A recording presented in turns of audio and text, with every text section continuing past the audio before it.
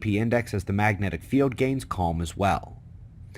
We'll start out with a quick jab to the people who demand we give up our freedoms, economy, and let them spray the sky, but who have more uncertainty in their models than trying to pick the Super Bowl champion today.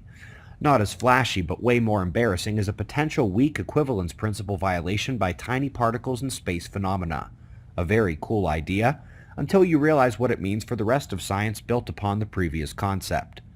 Folks, we've got a Centaur asteroid activating in the solar system, turning into a comet with a 400,000 kilometer coma just out past Saturn.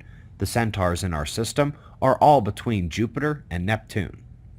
Up next, we've got a serious challenge in a serious journal. Jupiter's constant auroral curtain cannot be explained simply with the rotation of the magnetic system.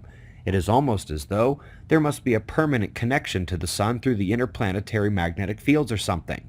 If going back to 1990 science is too difficult for the few dozen NASA folks watching this morning, why not start with your recent press release on the sprites and elves at Jupiter?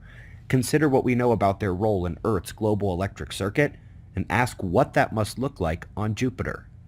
Up next, let's discuss small nova events. The smallest of all in terms of ejecta is the Type 1 X-ray burst from pulsars. While the X-rays could cook any nearby planet, the ejected shell wouldn't even hit Mercury if it happened on the Sun. One step up from that is the dwarf nova. Some believe they actually happen in the accreted material disk, but either way, these are indeed what their name suggests, dwarf nova. Today we report on the most anomalous dwarf nova ever, with pre-eruption light anomalies that further expand the story of what stars do under duress. And now that we've hit the tiniest nova events, and since we don't want to charge all the way up to supernova destruction of the star, let's go to the middle, recurrent nova and classical nova. Gorgeous shots showing ejecta at a distance that pretty much matches the outer Oort cloud range in our system.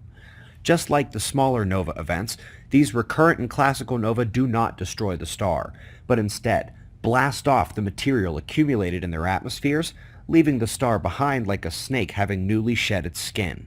Sadly, there are 3 among the dozens of lines of evidence in Earth's catastrophe cycle that demand a long-period recurrent solar micronova. We cannot explain all the evidence without it. Pre-order of our book on the rebirth of catastrophe.